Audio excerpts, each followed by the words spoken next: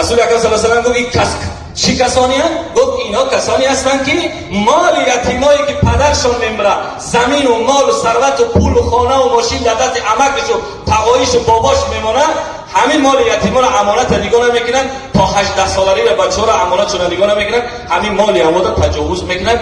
امروز به همین عذاب گرفتار میشن. ای دهنشون وارد میل آتش بیرون میشوند، ای چشماشون، ای شکماشون کثافت بیرون میشه، ای مقعدشون آتش بیرون میشه. این آیت نازل شد ان الذين ياكلون اموال اليتامى ظلما. اینا کسانی هستند که مال یتیما را ظلم میکنن، میخرن، مجبور میگیرن میخرن. که کودک خبر نداره، کودک ساله 3 ساله اینجا میدونه که پدرش چی سرمایه گذاشته در او، نمیدونه پسرش که پدرش 2 ساله کودک اینجا میدونه که پدرش در شنبه خانه داشت، در خودروان خانه داشت، در فلان جا زمین داشت، فلان آدم در ماشین دادگی بود، پولش نگرفته بود. کی میدونیست؟ عمکش میدونیست، پقایش میدونیست، باباش میدونیست، ماماش میدونیست. همه جواب میدن برای فردا مال یتیما داره. باید اون مال بیاوردن پیش یتیما میگفتن که مال پدرت در دست ما امانت میسته، وقتی که به 18 ساله انشاءالله رسیدی ما همین مال در اختیار تو میدونیم، تو برای خرج کردن و صرف کردنش اختیار داری که از کردن ما صافی شد. بعد دامی آیه میگه انما یاکلون فی بطونهم نارا. اینها کسانی هستند که در شکمشان آتش میخورند. سیصلون نارا سیصلون سعیرا، که زود است که آنها بدترین عذاب گرفتار میشوند. بعد با آیت آمد ولا تقربوا مال الیتیم. چطوری گفت ولا تقربوا الزنا ولا تقربوا الصلاة انتم سکارى. دیگه آیت ها گفت که نه به زنا نزدیک نشین، وقتی مست نماز نخونین، وقتی دزدی نکنین، فلان نکنین. در اینجا گفت ولا تقربوا مال الیتیم، بر مال یتیم نزدیک نیایید. مال یتیم فرق نداره که مادرش میبره پدرش میبره یتیم میشه. یتیم سرپرستی یتیم انشاءالله کسی سرپرستی یتیمه به طور شریعت طریق سنت به احکام شریعت پیش یک عالم میگه که من همین مال یتیم در دست امانته چقدر صرف کنم، گفته همون مال عالم او را راهنمایی کنه، او اگر به همین عمل کنه بهترین جنت که رسول اکرم صلی الله علیه و آله میگه که در جنت الفردوس پرسیدنش که همسایت که گو همسایه ما کسانی هستند که سرپرستی یتیم بودن. کسی یتیما را سرپرستی کرده او همسایه ما. برای که من خودم یتیم بودم، یتیم پیدا شدم، من مهر و محبت مادر و پدر را ندیدم. من از مهر و محبت و ایروی مادر شیرین و ایروی شیرین پدر و مادر من نچشیدم، ندیدم میره. من ناز و نوز من پیش پدر مادر را نکردم. یتیمایی که اگر بر همین مصیبت صبر کنن انشاءالله خداوند تبارک و تعالی میگه یا الله پدر ما گرفتی 1000 بار شکر که از دنیایی که یه روز خنده یه روز گریه از به ارزش بردیش، الحمدلله من صبر میکنم به پدر، انشاءالله در آخرت اجر و ثواب شدم اجرکم عند الله. خداوند او یتیم در آخرت بهترین جنت میکش، بهترین مال میکش، چرا که در این دنیا از پدر مادر محروم بود. بعد رسول اکرم صلی الله علیه و سلم حدیثای زیاد گفت که مختصر بگم وقت کمه. کسی که در خانهش یتیمی داره، یتیم نگاه میکنه، او بهترین خانه حساب میشه. میتونه یک کسی بیاد در این خانه بهترینه، آدمای شخصیت بهترین زندگی میکنن. چرا؟ در خانهشون یتیم داره، یتیما را سرپرست. بهترین آدم میتونیم کسی نبگیم که این سرپرست یتیمه، بگیم من همین آدم سرپرست یتیمه، این بهترین آدم گفته میتونیم، ولی نمیتونیم یک کسی بگیم جنتیه. فقط 10 کس رسول اکرم صلی الله علیه و سلم گفته که خلفای راشدین و چند 6 صحابه دیگر که شما رضی الله عنهم راضی شید، شما بشارت جنت دارید. دیگه هیچ کاری نمیتونه بگه که تو جنتی، لیکن میتونیم کسی بگه که این بهترین آدمه. برای حدیث پیغمبر اومده سرپرست یتیم بهترینه، بهترین خانه هم خانه یتیمه، بهترین آدم اونایی که سر یتیم است اینجا میکنه چند موهی در پای سر دست او یتیم بیاید تمام گناههای همه آدم شسته میشه. خداوند تبارک و تعالی در زندگی و در آخرت در عمری که باقی مانده برکتش میده. باید یتیما را از جان من نوازش کنیم، با یتیما اخلاق خوب، رفتار خوب داشته باشیم. در هر کوچه، در هر خانه، در هر یک عائله، در هر یک خیابان و چی یتیما هستند.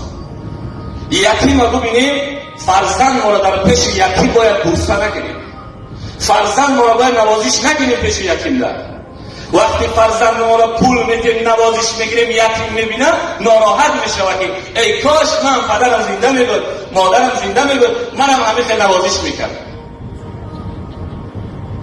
میگه گربین یتیمی سرافگنده پیش منی بوسه به فرزند خیش. گر یتیم گیرد کی نازش خرد، گر یتیم خش گیرد کی نازش خرد. وقتی یتیم گیریه میکنه چیکار نوازش نمیکنه، وقتی یتیم یک قابچه روش میکنه میآید گر یتیم خش گیرد میگه کی نازش خرد. او بی‌فرشته هیچ کسی یتیم نمیگیره، او خودش بچه روش میکنه میره. بعد خبر میده الو میگه ای خبردار باش، آگاه باش، ای مال ثروتدار، ای مالدار، ای پدر و مادردار، ای کسی که فخر میگیری، ای مالداری ثروتداری تکبر نکن و اون تو دنیا فخر نکن. قارون هم مال داشت، 18,000 گنج به یک کلیت قارون باز میشی. اینقدر پول و مال داشت، نیکی که ایمان نیاورد، خسیس به دره خدا به یتیم و بیوه و مسکین صرف نمیکرد، فقط خودم میگفت میگه هلاک شید و که پوستید و بو گرفت. یکی انوشیروان یک پادشاه عادل بود، اگر 10 درم یافت 9 درم شده خدا صرف میکرد، یتیم و بیوه و مسکین رو میداد، 1 درهم شد برای که زن و فرزندش محتاج نشود. اون شاه بود، یتیم و بیوه و مسکین رو نگاه میکرد. میگه قارون هلاک شد که 40,000 گنج داشت، انوشیروان عادل نمرد که نامی نکو گذاشت. این برادری که مال داری ثروت داری فخر میگیری تکبر میگیری، بچه فلانی ام، من بچه اولادم، اولاد بزرگ فلان ملک دارم، پول دارم، ماشین دارم، فلان دارم. آدمایی که یتیمن، بی پدرن، مادرن، آدمایی که کم بغلن، فقیرن، مسکینن، اونها را شما نوازش نمیکنین، به سر و داغ قصه میکنین، به هر کار میکنین. میگه از ما بترس، از آه یتیم بترس. الا اگر بگیرد یتیم بلرزد عرش عظیم، یتیم بگیره یتیم ناراحت شود عرش خدا میلرزد. یتیم دیدی بعد یتیم 30 سوم بده، بچه تا 5 سوم بده، دعای یتیم قبول میشه، بچه قبول نمیشه.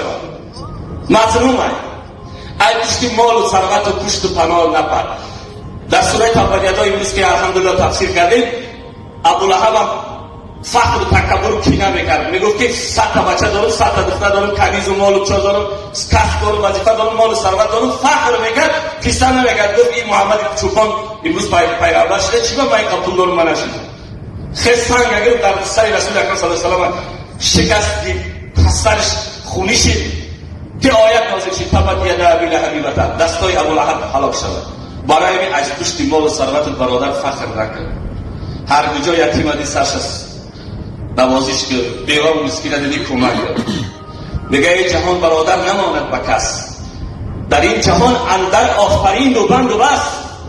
مکن تکیه و ملک دنیا و پشت، که چو تو بسیار آفرین و پشت.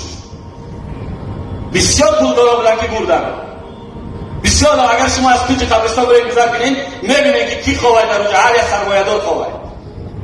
این مال ثروت اگر در یتیم صرف کردی، در بیوه صرف کردی، در راه خدا صرف کردی، بردی برادر. نه که در خودت و بچت صرف کردی، به یتیم و مسکین و بیوه و خانه خدا و عالم و مدرس اگر رشک و کینه و کبر کردی، در راه خدا صرف نکردی، بدان که در آتش جهنمی. این مالت همینجا به دیگران میمونه، خودت بیمار میره، در همونجا هم در آخر در جهنمی. چرا غم میخوری از مهر بردن؟ مگر آنهایی که مردن غم نخوردن؟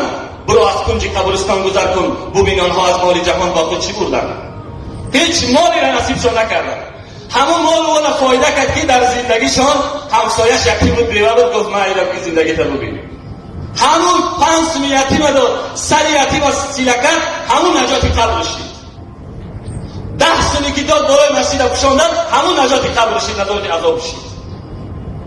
2 سوم پولی در افطار خرج کرد، 2 سوم پولی که یک مسافر رو غریب پول داد که تو از شهرهای روسیه برای زندگی تا بیا، همون نجات آخرت شید. دیگه هیچ چی نمیبری. میگه نیاری یادی آموزی که تو را در گل فرو دارن، عزیزان جمله باز آیند تو تنها در لحرمانی. خوردن با یار و برادر رو جواب دادن تنها. اینجا میتری بزن و بچه تو فردا، نه که در اونجا تنها جواب میتی برادر. همین مونیس جان رفیق مالت همه کیه صدقه کردگید. میگه همین کسا را نقل میکنم بعد سخنان با آخر میرسانم. یک زنه گفتیم که کسی را شوهرش بمره او اولاد سیدزاده میشود. این یک مفسر در تفسیر ابن کثیر، کسی اگر علی باشد بیا ادریس نمیتونیش، میگه هر یتیم اولاد پیغمبر گفته میشود، سیدزاده گفته میتونی برای پدرش مردگیه، او را میتونی بگیم اولاد پیغمبره. چرا پیغمبر ما یتیم بود؟ دلیلش همینه که یک کیسه نقل میکنه، میگه یک زنه که شوهرش مرد، وجیه چه بود؟ یک شوهرش مرد، میگه 3 دختر داشت. در شهر بلخ چیدگی. بعد میگه وقتی که شوهرش مرد زندگیش تنگ شد، 3 دختر داشت. دخترش گفت ای شهر برو آمد که برم از پای زندگیش هم نانو بیام. میگه آمد در راه از شهر بلخ بیرون شد، آمد میگه در راه یک مسجد دید، 3 دخترش خانه مسجد ماند. مولای امام گفت که همین دخترکای مرد بعد طفل میگنوان همین را نگاه دار، من انشالله همین روز یک سرپناهی میام میبرم شما. راست میگه پیش رئیس همون شهرداری رفت. رئیس شهرداری رفت گفت که السلام علیکم، شما مسلمانین، پیش شما آمدین، این المؤمنین اخوه، مؤمنان برادر مؤمنینن. شما ما هم خیلی فلاکت داشتم، شوهر من خیلی دورنده بود، فلان بود، بچه جوان بود، شهید شد، 3 تا فرزند دارم، دیگه سرپرستی ندارم.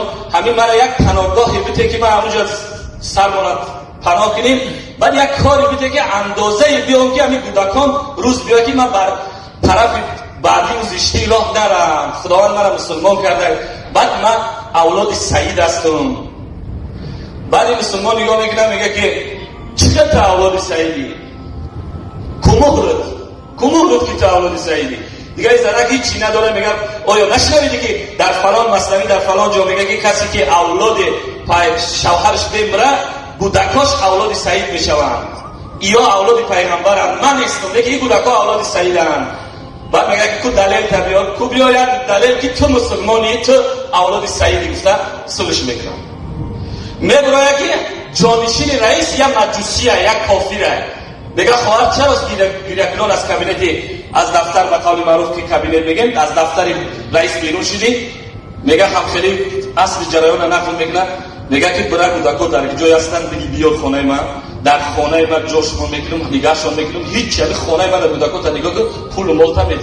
این میره سریع کودکاش میگیره میاره خانه همین مجوسی، شوکای قیمتش میکنن، خوراکای بهترینش میده، سینی زنش و مجوسی. میگه که همین کودکا را رنگ کودکا شده نگاه میکنی، این رنگ خواهر نگاه میکنی. اگر همیان اولاد سعیدن اگر ناراحت شدن من ایت ناراحتم. خلاصه یا پذیرایی میکنه شور میشود. این رئیس در خواب ببینه که رسول اکرم صلی الله علیه و سلم آمده است در بهشت، یک منزلی که اینقدر منزلی با زینت و خوشگل و زیبا، تمام نقل و نقل بگیم به قول معروف، این سفره رنگارنگ و این هورای بهشت و همه در اونجا یک قصر بزرگ در اون یک منبر ایستادگی. بعد میگن شاهی همینجا نگاه دارن، همین شاه این خانه بکی نصیب میکنه، این خانه بکی نصیب میکنه. این رئیس میگه نگاه کردم رسول اکرم صلی الله علیه و سلم یا رسول الله این مردم برای چی جمع شدن؟ گفت برای همون مردک دنیایی که اولاد سعید احترام کرد هموار را نگاه میکنه. بعد گفت که او مسلمانه، که او آدم مسلمانه، کسی که در این منبر میشینه در این خانه قصر نصیبش میکنه این محلی زیبا، او همون مسلمانه که در اون دنیا اولاد سعید و یتیما را احترام کرده بود. بعد میگه که من مسلمانم یا رسول الله، من نمیتونم بشینم. میگه تو دلیل داری که مسلمانی؟ رسول الله طرف همین رئیس میگه تو دلیل داری که مسلمانی؟ این از خواب برند میشوه، این قدر ناراحت میشوه. میگه که برین همه زنه که خطی اولاد سعیده همه را بگیرن بیارین. میگن در خانه این جادوشین تا این مجوسی. میگه که مجوسی آمده سر پیشش. میگه چی گفت؟ میگه که همین قصد رئیس تو من ببخشی مرا دعوت بدید مسلمان شدم، مسلمان شدم، این آمدم که مسلمان شدم با واسطه همین اولاد سعیدی که در خانه من سه کودک شکتی همین را دیدم من مسلمان شدم. تو مرا احکام یک شریعت یاد بده که اون زنکه دیگه هر چی را پرسیدن نمیشه و ایزو میکشم که مثال بازن چه نزدیکی کنم فلان، تو مرا یاد بده. بعد میگه که شاید خوب دیدم. این مجوسی میگه یا خوب دیدم همین منظره خوشرو، هم قصر و زیبا هورای چی. بعد گفتن اینجا کی بشینه؟ گفتن یک آدمی که سرپرستی سیدزاده را کردگی، سرپرستی یتیما را کردگی مسلمان باشه اونجا بشینه. ما اومدیم که مسلمان شدم، من در خونم یه را دارم. بعد میگه که من ترا احکام شریعت یاد میتونم، تمام چیزا میتونم، چیزی بگوی وظیفه‌ای که بر رئیسم تو را رئیس که اونو من جلوش میشم اما اولاد سعید قطعیتی رو بیا خونه مدامون. میگه نه یک این فیض و برکت خدا تو داد، تو نفهمیدی، تو اسراف کردی، تو ناشکری نعمت کردی، قدر اولاد سعید و یتیم ندونستی. اگه برادر این فیض و برکت به من نصیب بکنه ان شاء الله برای همین کسی که اولاد سعید یعنی یتیم و مسکین و بیوه و رسول اکرم صلی الله علیه و سلم گفت که این نیست که کسی اولاد پیغمبر بگه که ها او اولاد پیغمبر مهر داره، ها او فلان. اولاد پیغمبر میگه اولادی هسته که با یتیم و مسکین و با بیوه و بیچاره و